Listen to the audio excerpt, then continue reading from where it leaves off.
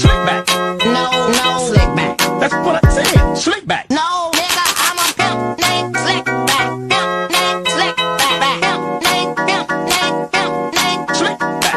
Nigga, are you deaf? I'm a pimp named Slick. Assalamualaikum warahmatullahi wabarakatuh. Perkenalkan, saya Cindy Dwi Cahyani, NIM 2202 10 40 20 82 dari Program Studi Pendidikan Bahasa dan Sastra Indonesia, Fakultas Keguruan dan Ilmu Pendidikan, Universitas Jember. Di sini saya akan menjelaskan beberapa hal tentang retorika. Yang pertama yaitu pengertian retorika, yang kedua tujuan retorika, yang ketiga fungsi retorika, dan yang terakhir yaitu strategi penyusunan retorika. Yuk simak videonya. Baik, saya akan menjelaskan terlebih dahulu tentang pengertian retorika.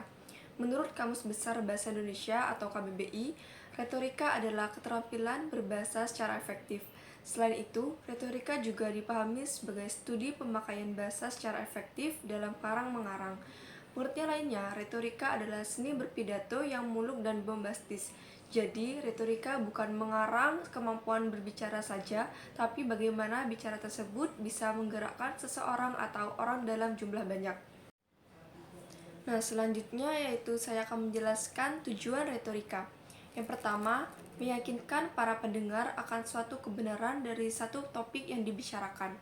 Kedua, membina rasa saling pengertian yang mengembangkan kerjasama untuk menumbuhkan kedamaian dalam setiap kehidupan bermasyarakat melalui kegiatan bertutur. Kemudian yang ketiga ada fungsi retorika. Fungsi retorika adalah untuk mempersiapkan sarana yang baik dalam menyediakan pengetahuan dan bimbingan bagi pembicara, sehingga mereka lebih mudah mencapai tujuan yang diinginkan. Pembicara pun sebaiknya menyampaikan sesuatu sesuai kebenaran dalam beretorika.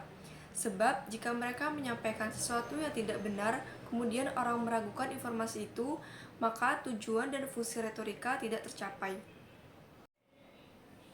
Kemudian yang terakhir ada strategi penyusunan retorika. Yang pertama, penemuan bahan atau invention.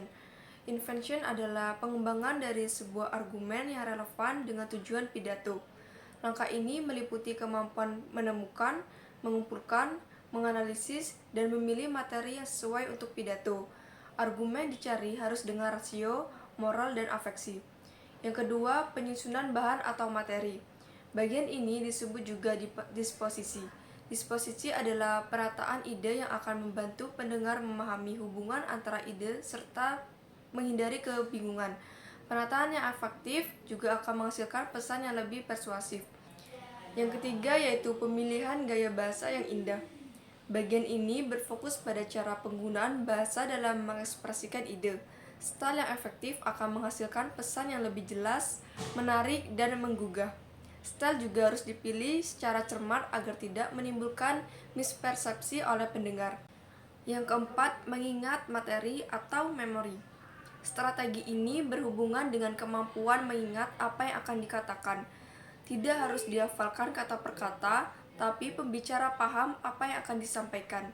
Pada masa lampau, langkah ini dilakukan dengan mengingat ide dalam urutan presentasi dan bahasa yang direncanakan.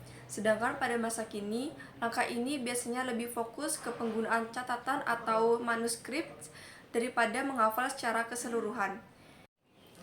Sekian penjelasan dari saya. Mohon maaf bila ada salah kata. Terima kasih. Wassalamualaikum warahmatullahi wabarakatuh.